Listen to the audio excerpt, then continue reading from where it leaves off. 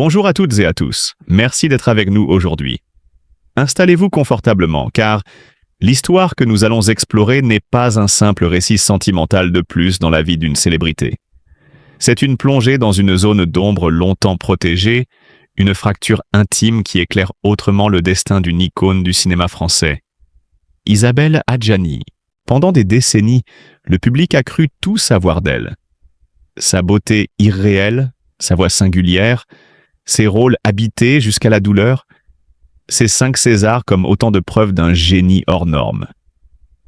Et pourtant, derrière cette image maîtrisée, presque mythologique, se cachait une vérité enfouie, gardée sous silence avec une rigueur presque obsessionnelle. Il existe dans la vie des êtres publics d'Ekta Mahomest des aveux qui ne surgissent qu'une fois tout perdu. La jeunesse, l'illusion de contrôle, parfois même l'espoir de réparer le passé. Chez Isabelle Adjani, cet aveu est arrivé tard, presque à la fin du chemin. Un jour, sans mise en scène, sans scandale ni effet de manche, elle a laissé échapper une phrase qui a résonné comme un séisme feutré.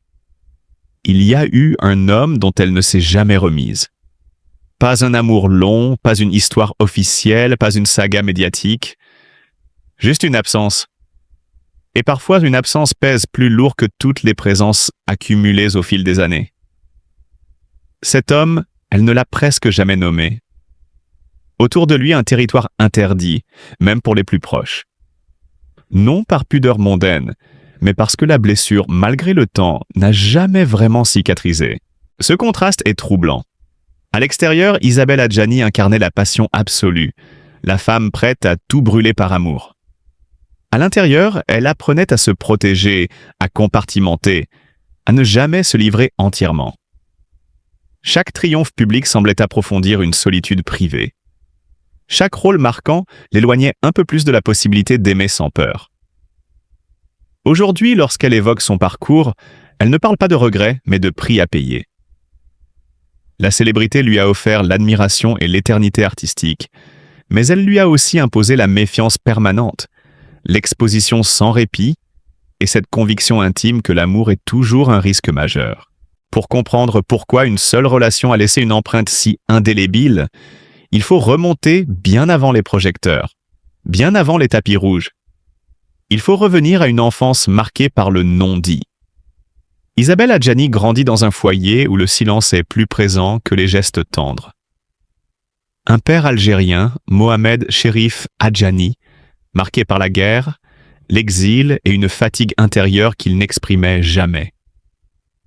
Une mère allemande, Augusta, rigide, convaincue que les émotions affaiblissent. On n'y crie pas, on ne s'y déchire pas, mais on ne s'y rassure pas non plus.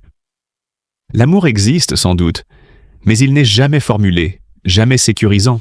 Très tôt, Isabelle apprend à observer, à anticiper, à se contenir.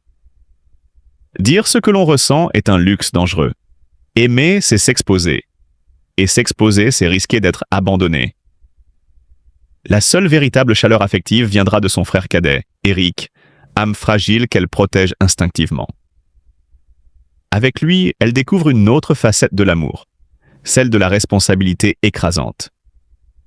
Aimer, ce n'est pas seulement recevoir, c'est porter l'autre, parfois jusqu'à l'épuisement.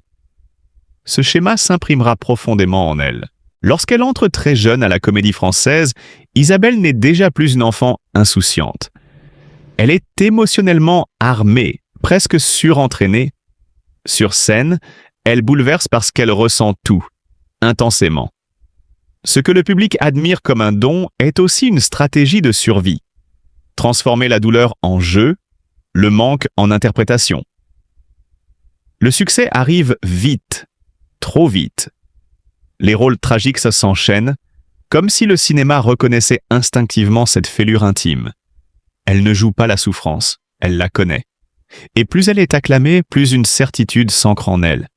Amour et douleur sont indissociables. À l'âge où d'autres apprennent à faire confiance, Isabelle apprend à se méfier. Elle anticipe la perte avant même qu'elle ne survienne. Elle préfère partir plutôt que d'attendre d'être quittée. Cette peur de l'abandon, née dans l'enfance, devient le fil invisible de toutes ses relations.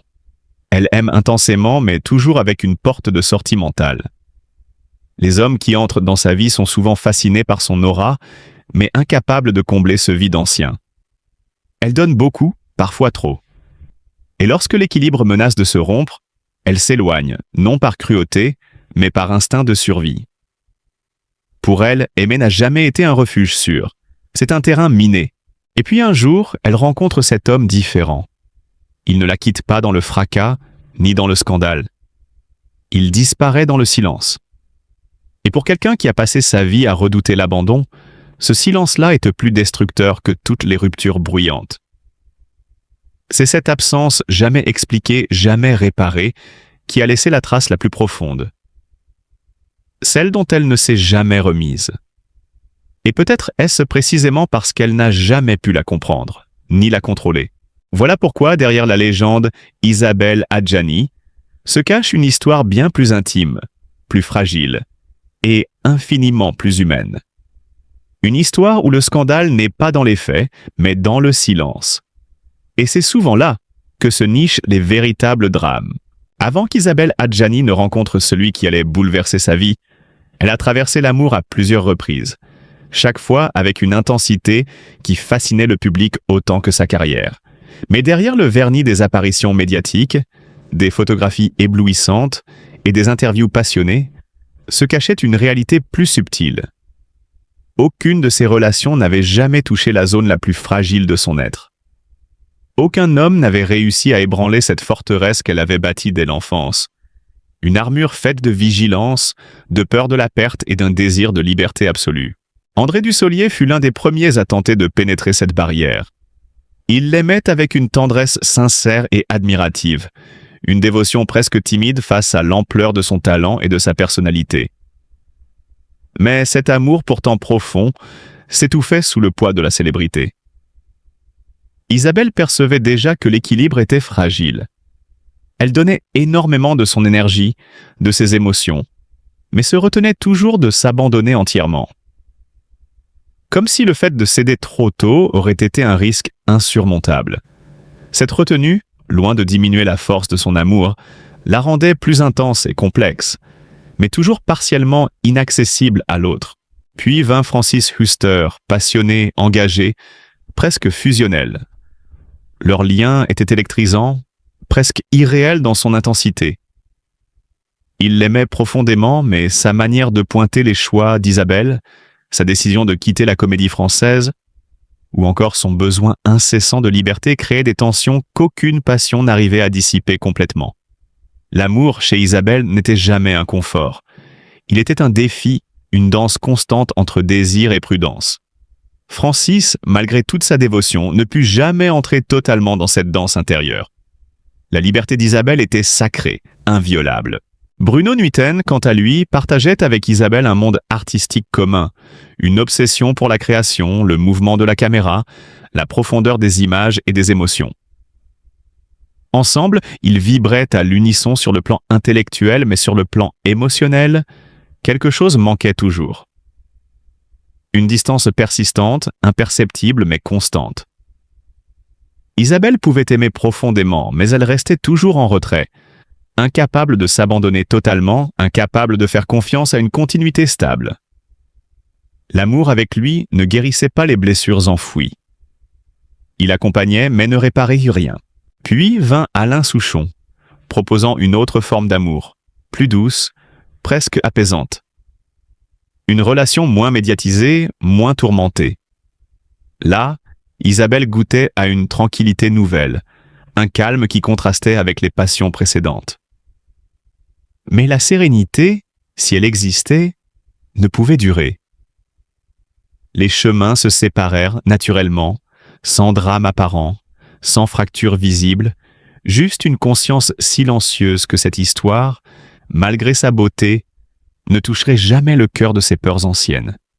Même lorsque des figures internationales comme Warren Beatty croisèrent son chemin, la dynamique restait la même. La possessivité, même légère, la faisait reculer. Isabelle, marquée par une peur viscérale de la perte, ne pouvait accepter d'être possédée. Aimer, oui. Être enfermée, jamais. Ces histoires, répétées et intenses, révèlent un constat clair. Isabelle n'a jamais cessé d'aimer, mais elle a toujours su partir avant que l'amour ne devienne un danger irréversible.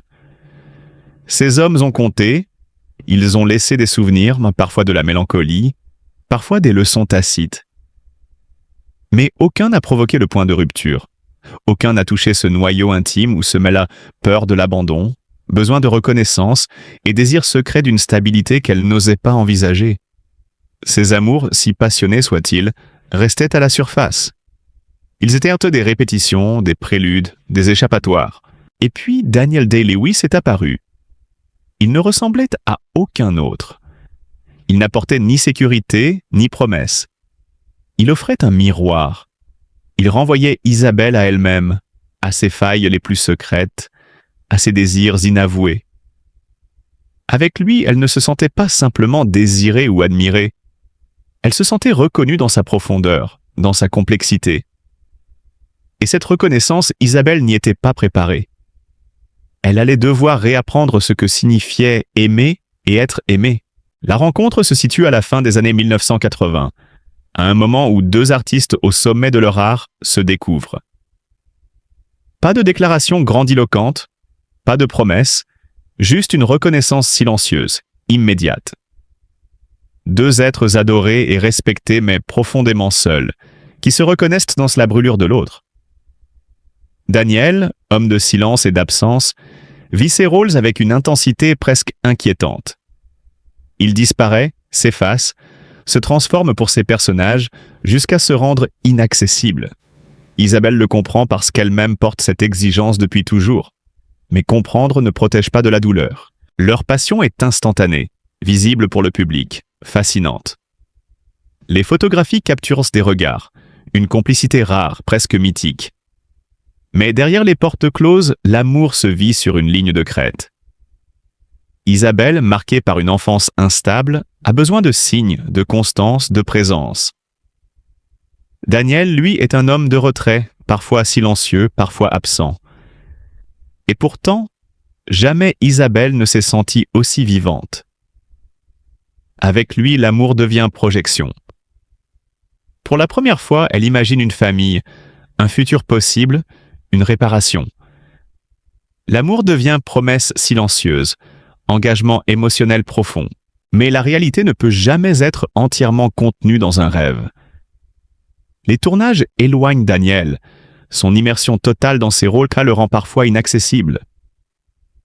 Isabelle attend, espère, s'inquiète. Chaque silence réveille des peurs enfouies depuis l'enfance. Lorsque la nouvelle de sa grossesse arrive, elle y voit un symbole de renouveau, un futur qu'elle n'osait pas imaginer. Mais pour Daniel, cette responsabilité est vertigineuse. La paternité exige constance et présence, qualité qu'il ne sait pas offrir. Et ainsi, sans éclat, sans trahison, il se retire. Les appels se font plus rares, les silences plus lourds. Et quelques mois avant la naissance de leur fils, il disparaît. Non pas dans la colère, mais dans une disparition silencieuse. Comme on quitte un rôle devenu trop douloureux à jouer. Pour Isabelle, ce n'est pas une rupture. C'est un effondrement. Une douleur intime, intense, une leçon brutale sur ce que signifie perdre celui qui touche votre cœur le plus profondément. À cet instant, elle comprend que Daniel n'était pas un amour de passage. Il était la faille, la fracture, celle qui marque, celle qui redéfinit à jamais la vie. Celle après laquelle plus rien n'est jamais exactement pareil. Chaque relation passée n'était qu'un prélude, un échauffement pour cette rencontre qui allait transformer l'amour en expérience limite, en intensité absolue, en danger émotionnel. Isabelle se tient alors à la frontière de deux mondes, celui de la passion vécue et celui de la reconstruction nécessaire. L'amour avec Daniel n'était ni simple ni tiède. Il devenait crête entre extase et chute, entre désir et désarroi, entre présence et absence. Il allait la faire grandir, la briser, puis la reconstruire sous une forme qu'elle n'aurait jamais imaginée. C'est dans cette ligne de crête qu'elle découvre l'amour absolu, celui qui brûle et qui transforme, celui qui reste, même lorsqu'il disparaît. Derrière les projecteurs, loin des tapis rouges et des applaudissements, certaines ruptures ne font aucun bruit. Elle ne provoque ni scandale, ni cri, ni règlement de compte public. Elle s'installe autrement, par le vide. Et c'est précisément dans ce vide que commence l'un des chapitres les plus troublants de la vie d'Isabelle Adjani. Quand Daniel s'en va, rien ne s'effondre brutalement. Il n'y a pas de chute spectaculaire. Il y a pire, une disparition progressive de la couleur, de l'élan, du sens. L'amour ne s'achève pas, il se transforme en absence constante, infiltré dans chaque décision. Ce n'était pas une rupture qui libère, c'est une séparation qui enferme. Rester à Paris, entouré de lieux chargés de promesses non tenues, devient insupportable. Alors Isabelle fait un choix que peu comprennent à l'époque. Partir. Non pour oublier, mais pour tenir debout. En 1996, elle quitte la France et s'installe à Genève. Officiellement, c'est une décision juridique, liée à la protection de son enfant à naître. Officieusement, c'est un exil émotionnel, une fuite assumée, vitale. Isabelle est enceinte seule et terrifiée. Terrifiée non seulement par le regard féroce des médias sur une future mère célibataire, mais surtout par la résurgence d'une peur ancienne, celle de l'abandon. Une blessure d'enfance qui, cette fois, se rejoue à l'âge adulte, sous les yeux du monde entier. Genève n'a rien d'un refuge doré. C'est une ville discrète, presque froide, idéale pour disparaître sans faire de bruit. Isabelle n'y cherche ni le confort ni le prestige, mais la sécurité. Pour son fils, Gabriel, et pour elle-même. Maître de la distance, non pas avec Daniel, mais avec ce qu'ils auraient pu être. Avec ce futur qu'elle avait osé imaginer et qui s'est évaporé sans explication. Mais l'exil a un prix immédiat. Sa carrière ralentit brutalement. Non pas par manque de propositions, mais parce qu'elle refuse. Se voir à l'écran devient une épreuve. Comment jouer l'amour quand on n'y croit plus? Comment incarner la passion quand la sienne l'a laissée exsangue? Isabelle s'efface. Elle disparaît des cérémonies, des interviews, des événements mondains. L'icône du cinéma français choisit le retrait. Ce silence intrigue, inquiète, nourrit les rumeurs. Mais pour elle, plaire n'est plus une priorité. Survivre, oui. Puis les pertes s'enchaînent. Son père meurt, emportant avec lui des mots jamais prononcés. Sa mère disparaît à son tour, laissant derrière elle une relation marquée par la distance et l'incompréhension. Et comme si cela ne suffisait pas, la tragédie frappe au cœur. En 2010, son frère Éric succombe à ses démons. Isabelle avait tout tenté pour le sauver. En vain. Ne pas avoir pu sauver quelqu'un qu'on aime, elle le dira plus tard, c'est l'échec ultime. À partir de là, quelque chose se brise définitivement. Elle a le sentiment que tout ce qu'elle aime lui est arraché. Au milieu de ce chaos intime, un nom reste absent. Jamais prononcé. Jamais évoqué. Daniel. Comme si le dire risquait de rouvrir une plaie qu'elle a mis des décennies à tenter de refermer. Même lorsque d'autres tempêtes éclatent, procès médiatisés, accusations, jugements publics, Isabelle parle. De tout, sauf de lui. Le silence devient presque sacré. Les années passent. Isabelle vieillit dans une industrie obsédée par la jeunesse. Mais au lieu de lutter contre le temps, elle choisit la lucidité. Elle refuse certains rôles, non par orgueil, mais par refus d'être figée dans une image. Elle ne veut plus être regardée, elle veut être comprise. Elle partage désormais sa vie entre la Suisse et le Portugal.